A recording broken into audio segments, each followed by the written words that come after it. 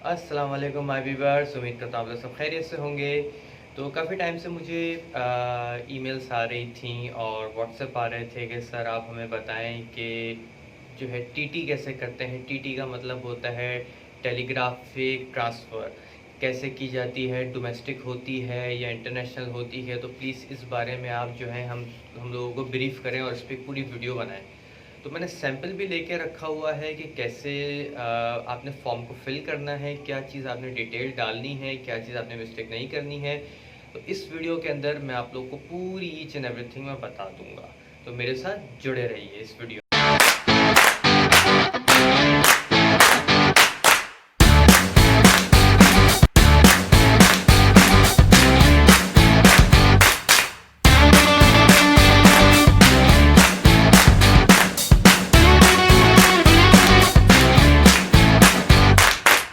सबसे पहले तो हमने ये चीज़ अंडरस्टैंड करनी है कि टीटी क्या है।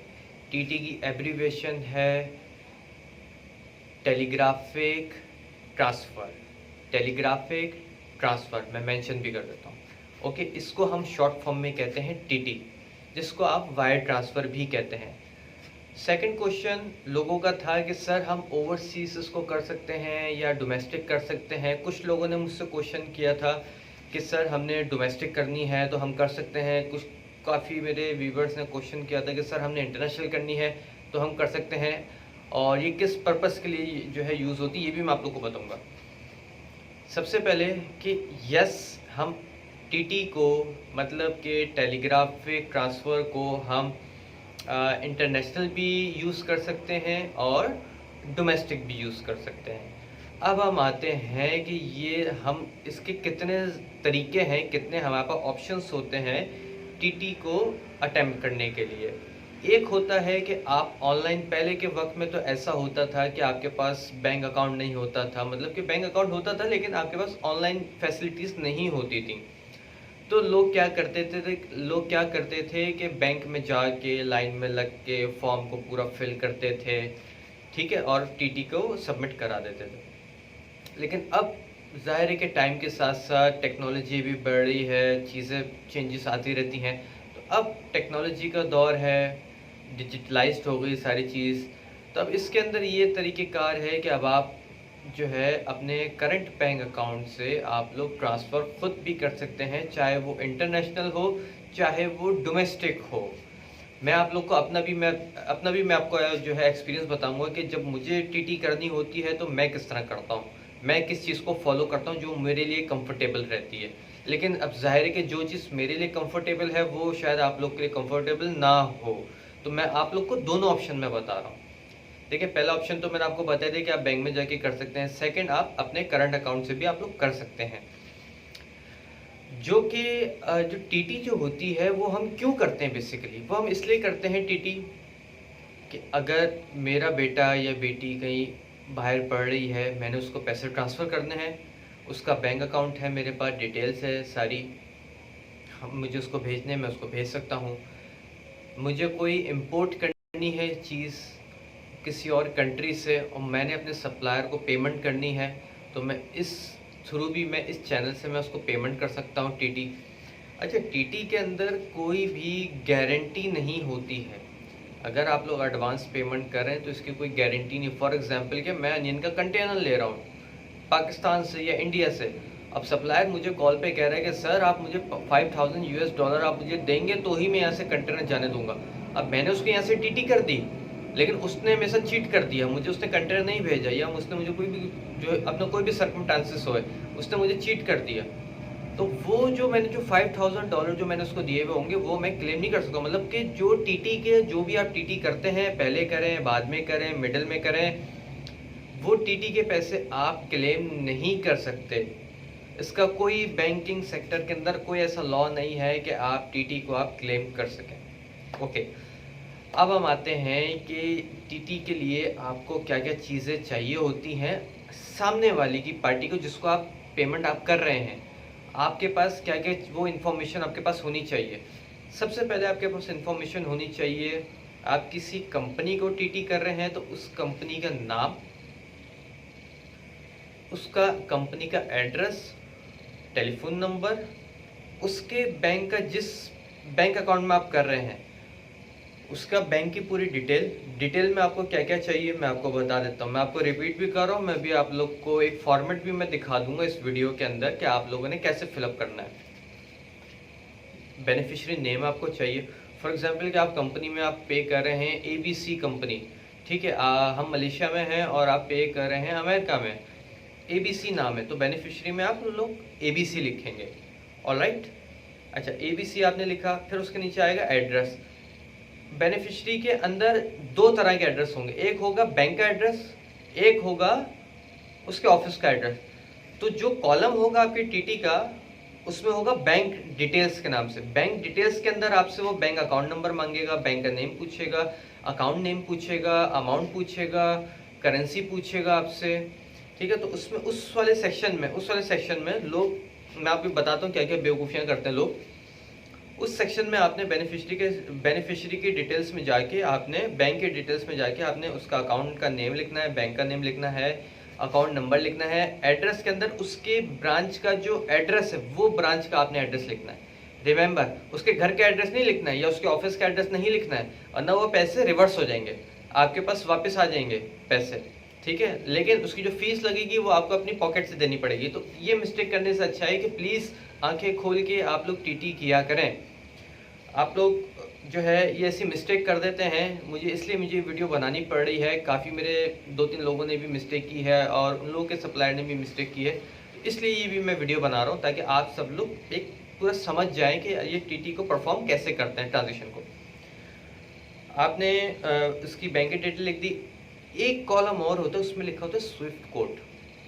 स्विफ्ट कोड का मतलब होता है हर बैंक का, अब जैसे मे बैंक है, CIMB है, होंगलोंग है, या इंडिया में आप बैंक ऑफ बड़ौदा कह लें, ICICI बैंक कह लें, पाकिस्तान में आप हबीब बैंक कह लें, मीज़ान बैंक कह लें, हर बैंक का अपना एक स्विफ्ट कोड होता है इंटरनेशनल ट्रांजेक्शन को अटेम्प्ट करने के लिए, ठीक है। उसमें वो लाजमी होता है कि वो बैंक जो होता है ना वो स्विफ्ट कोड से चलता है। अब जैसे मे बैंक का MBE माई KL है, बैंक उस चीज़ को फॉलो करेगा कि ये जो स्विफ्ट कोड है ये कौन से बैंक का है, सबसे पहले उस बैंक को टारगेट करेगा। तो वो स्विफ्ट कोड आप लोगों ने बहुत ध्यान से लिखना है, ठीक है। उसके बाद टीटी के अंदर जो फॉर्म होता है उसमें आपके करेंसी एक्सचेंज और मतलब उसमें लिखा होता है कि आपको कौन सी, अब जैसे मलेशिया से मुझे अगर अमेरिका करनी है तो मेरे पास इधर ऑप्शन है कि मुझे रिंगिट से मुझे पे करने हैं डॉलर में, या मैं इधर से मैं डॉलर पे करूँ। अब मैं जाहिर सी बात है कि मेरे पास अगर इधर डॉलर अकाउंट नहीं है तो मैं MYR ही लिखूंगा, मतलब रिंगिट मलेशिया ही लिखूंगा, ताकि जो एक्सचेंज का जो भी बैंक का रेट होगा वो लोग मुझे उसी वक्त बता देंगे कि आज का रेट ये है, ठीक है।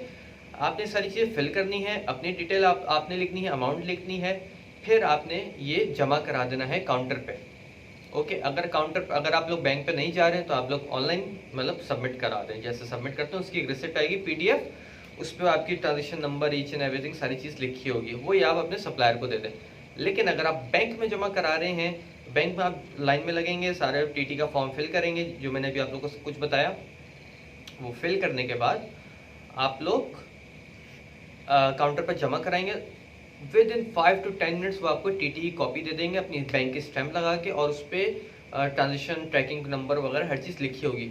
वो ऑथेंटिक चीज़ होती है, तो वो आप अपने सप्लायर को या आप जिसको भी पेमेंट आप कर रहे हैं वो आप उसको दे दें। वो अपने बैंक से वेरीफाई करा सकता है, वो अपने बैंक में दिखाएगा, वो उसका बैंक उनके पास सिस्टम होता है, पूरा पोर्टल होता है, वो लोग ट्रैकिंग नंबर वगैरह उस पेमेंट रेमिटेंस का वो लोग डालेंगे, चेक कर लेंगे कि ये पेमेंट कब हिट करेगी। ये हिट कब करती है? अगर आज आप लोगों ने टीटी परफॉर्म की है तो 2 to 3 वर्किंग डेज, अगर मैं मलेशिया से पाकिस्तान कर रहा हूँ तो 2 से 3 दिन लगेंगे, 2 दिन तो लगते ही लगते हैं, और अगर मैं अमेरिका कर रहा हूँ तो 3 से 4 दिन लगेंगे बस। इससे मतलब 4 डेज मैक्सिमम, दुनिया में आप कहीं भी भेजें 4 डेज मैक्सिमम है, अनटिल अनलेस कोई आप लोग मिस्टेक ना करें इसके अंदर। तो ये था पूरा, मैंने आपको बता दिया कैसे परफॉर्म करना है। अब मैं आप लोग को अपना बताता हूँ कि मैं कैसे टीटी को मैं जब भी मुझे पेमेंट करनी होती है तो मैं किस तरह पेमेंट करता हूँ। मैं हमेशा पेमेंट करता हूँ बैंक जाके। मैं इंटरनेशनल कभी भी मुझे पेमेंट करनी होती है अपने सप्लायर्स को, या मैं कोई गुड्स खरीद रहा हूँ या मैंने किसी को एडवांस पेमेंट देनी है या कुछ भी XYZ, तो मैं हमेशा बैंक जाके ही इंटरनेशनल ट्रांजेक्शन करता हूँ, मैं ऑनलाइन नहीं करता हूँ। क्योंकि ऑनलाइन में वो लोग इनवॉइस मांगते हैं, बहुत सारी चीज़ें मांगते हैं, तो वो मेरे पास सारी फिजिकल होती है, मेरे लिए बैंक कन्वीनियंट रहता है। तो मैं भी आप लोगों से यही गुजारिश करूँगा, रिक्वेस्ट करूँगा कि आप लोग ऑनलाइन से अच्छा है कि आप लोग बैंक जाके अपने हाथ से खुद सबमिट कराएं, वो चीज़ ज़्यादा अच्छी है। बाकी आगे आप लोग की मर्ज़ी। बाकी इस वीडियो में मैं आप लोग को वो चीज़ भी मैं आपको बता देता हूँ कि फॉर्म को मैं किस तरह अपना फिलअप करते हैं। ये आप लोग देख सकते हैं, ये टीटी का ऐसा सैंपल है। ये देखें, इसमें बेनिफिशियरी का लिखा हुआ है और बेनिफिशियरी की अलग से डिटेल है कि आपने उसको कंपनी का एड्रेस और नेम वगैरह हर चीज़, कंट्री कौन सी है। साथ में फिर बेनिफिशियरी की बैंक की डिटेल है कि आपने उसका बैंक का नाम, account number, address, company name वगैरह हर चीज़ लिखना है। और जो है पेमेंट डिस्क्रिप्शन लिखी हुई है, इनवॉइस नंबर। और अच्छा, ये चीज़ मैं बताना भूल गया कि मलेशिया के अंदर एक टीटी के ऊपर 30 रिंगिट लगते हैं, और अगर आप थोड़ी बड़ी अमाउंट है तो फिर उसकी टीटी की जो अमाउंट होती है कॉस्ट ऑफ वायर की, वो थोड़ी सी बढ़ जाती है। हर बैंक की अलग अलग फ़ीस होती है। और इसमें आप ये देखें कि ये देखें नीचे, जिस तरह जब बैंक में जब आप जमा कराएंगे तो ये इस तरह का ब्लू कलर का माई कार्ड वेरीफाइड और ये रेफरेंस नंबर वगैरह ईच एंड एवरीथिंग इस तरह का ये आ जाता है। तो दोस्तों, आप लोगों ने देख लिया होगा कि ये फॉर्म किस तरह फिलअप करते हैं। मैंने आपको वैसे भी वीडियो के अंदर भी मैंने आप लोगों को सब कुछ बता दिया था, और ये फॉर्म का मैंने आपको फॉर्मेट एज अ सैम्पल के तौर पे मैंने आप लोग को दिखा दिया है। अगर फिर भी आप लोग का इस हवाले से कोई क्वेश्चन हो टीटी के हवाले से, तो प्लीज़ आप लोग मुझे डिस्क्रिप्शन के अंदर मेरा ईमेल एड्रेस है, आप लोग मुझसे कॉन्टैक्ट कर सकते हैं और कमेंट कर सकते हैं। और अगर आप लोग चाहते हैं कि और फाइनेंस के हवाले से या किसी और चीज़ के हवाले से, मलेशिया के हवाले से मैं वीडियो बनाऊँ, तो काइंडली आप लोग मुझे ईमेल करें, मुझे जो है टेक्स्ट कर दें, मतलब के नीचे कमेंट का आप लोग कर दें। तो मेरी पूरी कोशिश रहेगी कि मैं उस चीज़ के ऊपर मैं पहले रिव्यू करूं, स्टडी करूं, फिर उसके बाद मैं उसके ऊपर एक वीडियो आप लोग को बना के दे सकूं। तो इंशाल्लाह फिर आप लोगों से मुलाकात होती है अगली वीडियो में। अपना बहुत ज़्यादा ख्याल रखें। अल्लाह हाफ़िज़।